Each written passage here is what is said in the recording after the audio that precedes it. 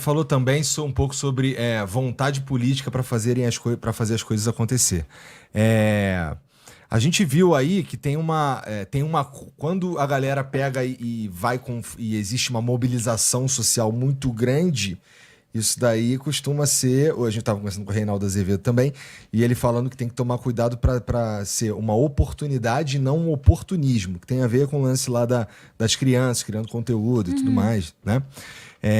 Inclusive, nesse sentido, tá andando, tá bem avançado, né? A questão contra a adultização, você está falando. Avançou, mas ainda tem chão. Para quem não estava no Brasil nas últimas semanas, o Felca gravou um vídeo muito corajoso, genial, no meu ponto de vista, denunciando a adultização de crianças nas redes. O exemplo que ficou mais famoso foi o da Camilinha, que, tipo, super pequena, aparecia de forma super sensualizada nas redes.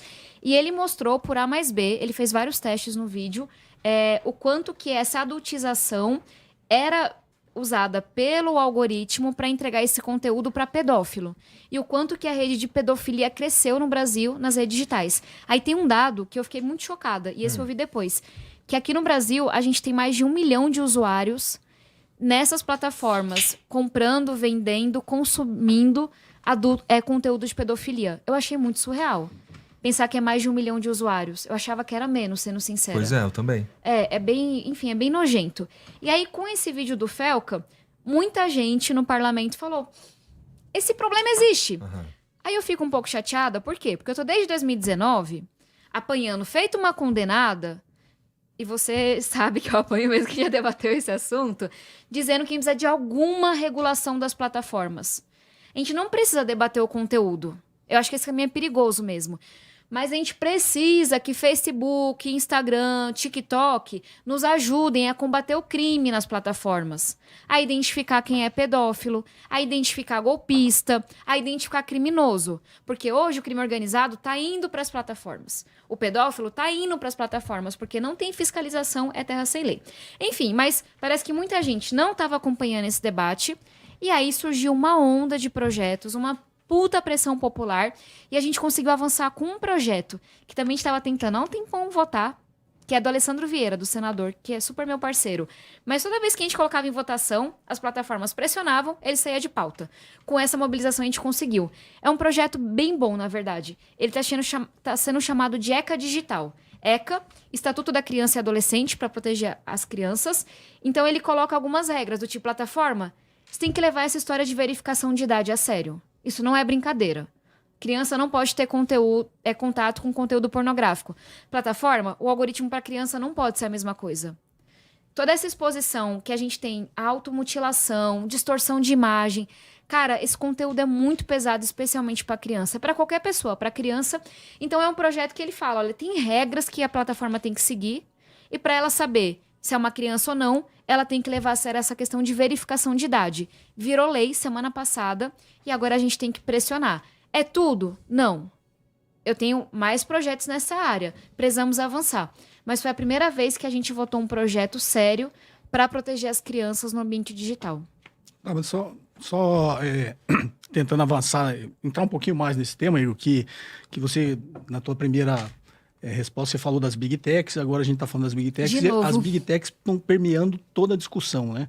E quando a gente olha num cenário, digamos, mais global, e até você sendo do PSB, você deve estudar bastante esse fenômeno, que depois do capitalismo industrial veio o capitalismo financeiro, que pressiona o capitalismo industrial. Agora a gente está numa fase de um capitalismo tecnológico, né?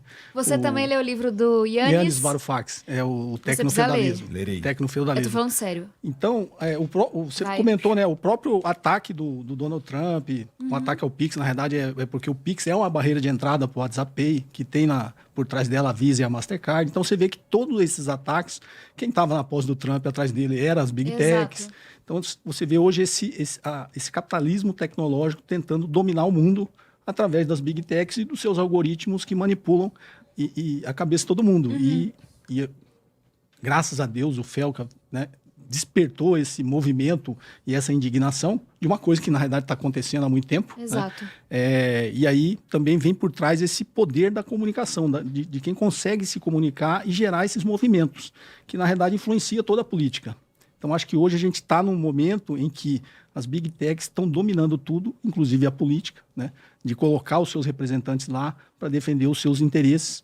E a gente vê que, no limite, né, até os estados, as nações, né, principalmente os Estados Unidos, têm feito toda essa pressão. E a gente sabe que no Congresso Nacional, já tentar tudo que se tenta passar, né, para regular as Big Techs barra, porque poder econômico se traduz em poder político. Eu sempre faço questão de frisar isso, né? E você, enquanto uma representante, uma política representando o povo, né? Graças a Deus a gente ainda tem pessoas de qualidade lá, mas infelizmente todos os seus pares ali, a grande maioria que chegou lá, chegou se utilizando dessas ferramentas para chegar lá, sem proposta nenhuma de melhoria da sociedade, é só realmente criando os espantalhos para conquistar os eleitores, né? Politicamente, qual que é a estratégia para a gente realmente chegar no povo para evitar, né, que o nosso Congresso, a cada legislatura, piore cada vez mais e tenham cada vez mais representantes defendendo o interesse dessas Big Techs? Vamos para cima. Tô tentando responder essa pergunta também. Mas deixa eu só voltar. Primeira coisa, Igor, você precisa ler Tech no feudalismo. Já tá anotado aqui. Já tá muito importante para o seu trabalho. Tá. Bem pequenininho, bem provocativo. Ele basicamente, ele foi ministro da Fazenda na Grécia, né? Na Grécia, isso. Na Grécia, isso. Ele defende que o capitalismo já acabou e que a gente está em outra era. Tipo, teve o feudalismo, teve o capitalismo, já acabou, Zé Fini. E que a gente vai agora para uma era que é do tecnofeudalismo. Que essa história de lucro também já está acabando. Então, assim, é bem para provocar mesmo quem precisa ler esse livro. É super importante para discordar de tudo, mas aí você pelo menos vai discordar com o argumento. Dito isso, uma das coisas que o livro traz muito forte é o quanto que as democracias, assim como a economia, em consequência, estão sendo ditadas, assim, muitas coisas pelo desejo dos donos dessas grandes plataformas. E aí tem vários exemplos recentes, assim, Brexit. Inglaterra saiu da União Europeia. Hoje tem muito estudo, isso é meio que um consenso de politólogos, quem estuda o assunto, que o resultado foi ditado pelas plataformas.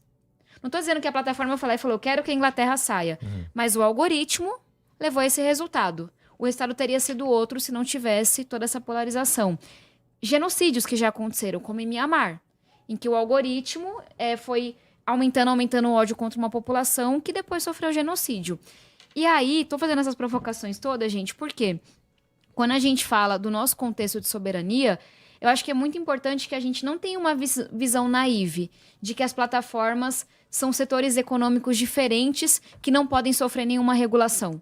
Tipo, no passado, as fábricas contratavam crianças e colocavam essas crianças para trabalhar por 12, 18 horas. E a gente coletivamente entendeu que isso a gente não iria tolerar e que a gente iria regular. Todo o setor tem regulação de automóvel, o quanto que você pode poluir, como que você cuida dos seus trabalhadores e por aí vai. Não pode ser o lucro a todo custo. Por que que na plataforma é diferente? E aí muita gente fala, não, mas a Tabata quer, sei lá, quem definiu esse projeto quer censurar o que a pessoa está escrevendo. Meu amigo, eu te convido a ler o projeto que eu apresentei em 2019, com o Rigoni e o Alessandro Vieiro. Leia, faz bem. Se você ler o projeto, você vai ver que a gente não fala do conteúdo. Eu tô pouco me lascando, porque não é do meu interesse o que a vovozinha posta no Facebook dela. Mas, o que o projeto fala, para quem tiver curiosidade de ler? Que se alguém coloca dinheiro... Perdão, eu vou me empolgando aqui. Se alguém coloca dinheiro para aquele conteúdo chegar em mais gente, a gente tem o direito de saber quem colocou esse dinheiro. Qual é o CNPJ que está pagando? Se uma plataforma está ali com vários robôs, eu tenho o direito de saber se eu estou interagindo com um robô ou com um ser humano. Se o algoritmo está tendencioso, empurrando mais para um lado do espectro político do que por outro, a gente tem o direito de saber sobre isso. Porque num debate político, como que a gente fez do Flow ano passado, tem regra. É tanto tempo para um, tanto tempo para o outro. Tem que ter regra.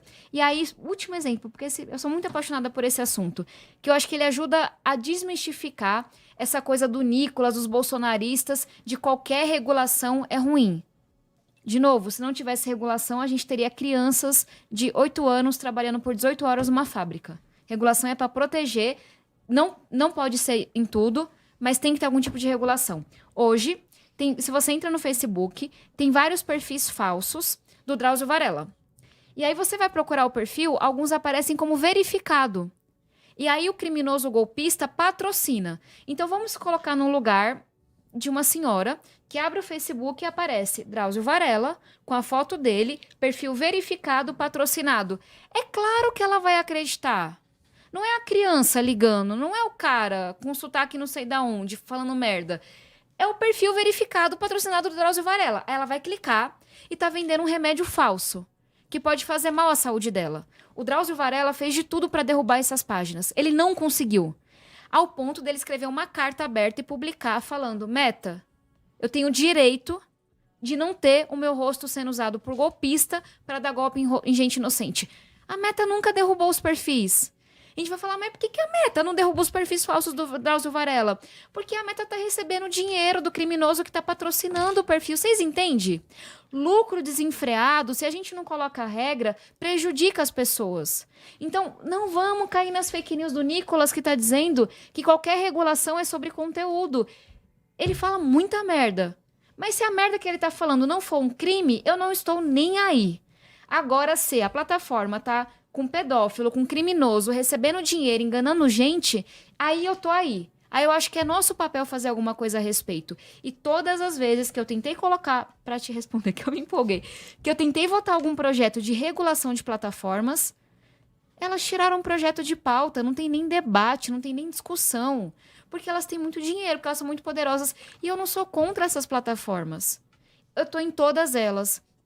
Eu me mato pra fazer um conteúdo bacana. Elas me ajudam a chegar em muita gente que eu não chegaria. Eu não venho da política, não tenho família importante. As plataformas foram, especialmente o WhatsApp, super importantes para minha eleição. São muito importantes hoje, mas eu acho que elas têm que seguir regras. Igual TV segue regra. Igual o setor de automóveis segue regra. E hoje no Brasil, elas não seguem nenhuma regra. Nenhuma. E talvez elas me detestem por essa fala e meus conteúdos passem a ter um desempenho muito ruim daqui em diante, o que vai ser uma merda. Mas quer saber? Se é o preço pra dizer o que eu acho que é certo. E aí você vê, eu não deveria estar preocupada de pensar que se eu falar o que eu acredito, que eu acho que é certo, meus conteúdos não vão chegar nas pessoas. Se a gente tivesse transparência e regra, eu não teria que ter essa preocupação de que um político que é alinhado à agenda delas vai bem e eu, que sou mais crítica, vou mal. Uma coisa que eu preciso prestar atenção nesse debate inteiro, e eu sei que no texto lá não tá falando de conteúdo, nem que a princípio a gente não sofreria censura, porque não é isso que tá no texto. Eu fico pensando se... Porque o que acontece? Se a gente tem o lance do dever de cuidado das plataformas, não é? O dever de cuidado é basicamente a plataforma prestar atenção se aquele conteúdo que está ali deveria realmente estar ali de forma mais proativa. Porque existem os termos e de uso e tudo mais que a galera não respeita mesmo. Os caras usam bot mesmo, que eu sei. Mas esse dever de cuidado, se não bem desenhado, ele tem o potencial de atrapalhar a galera que tá, de fato, falando, sei lá, o que acredita, o que pensa, especialmente se for... Por quê? Porque, assim, Eu entendi. A plataforma vai olhar e falar assim, putz, isso aqui pode me dar algum tipo de dor de cabeça no futuro. Ó, o Flow tá falando ali de racismo. Puta, será que a gente devia deixar isso aqui rolar? Posso responder isso? Por Porque favor, isso é vai. muito, muito, muito importante. Você tem toda a razão. A gente não pode ter uma legislação que faça as plataformas derrubarem tudo por precaução, porque elas estão com medo. Mas a gente previu isso no projeto. O que a gente colocou lá em 2019? Que se a plataforma derrubar um conteúdo, ela tem que abrir um processo para você questionar. E ela tem que provar que o seu conteúdo era ilegal. E se ela não provar, ela tem um prazo para devolver o seu conteúdo. Eu já tive conteúdo meu sobre educação derrubado. Só que como não tem regra, não tem lei, eu não podia fazer nada. Eu vou falar, querido Mark Zuckerberg, por favor, devolva a porra do meu conteúdo que não infringe regra nenhuma. Você entende que a gente não pode fazer nada hoje? Isso tá no projeto que elas não deixaram a gente votar. Então, tô dizendo isso porque tem tipo uma falsa dicotomia hoje. As pessoas acham que a escolha é, eu vou regular ou eu não vou regular. Eu vou colocar regra ou eu não vou colocar regra. Isso é falso. Existe regra. Existe regulação. Só que quem criou a regra e a regulação foi uma empresa americana. O Facebook, teoricamente, segue uma regra para saber se ele vai derrubar um conteúdo ou não. Mas quem criou essa regra Foi um cara que tá lá nos Estados Unidos e a gente não pode fazer nada a respeito. Então, de novo, gente, não é que não tem regra. Ele seguiu alguma regra quando ele decidiu derrubar meu conteúdo, que até hoje eu nunca entendi. Porque, tipo, era mó inocente, era sobre Secretaria de Educação, sabe? Tipo, eu realmente não entendi, deu um bug. Mas não tem como recorrer.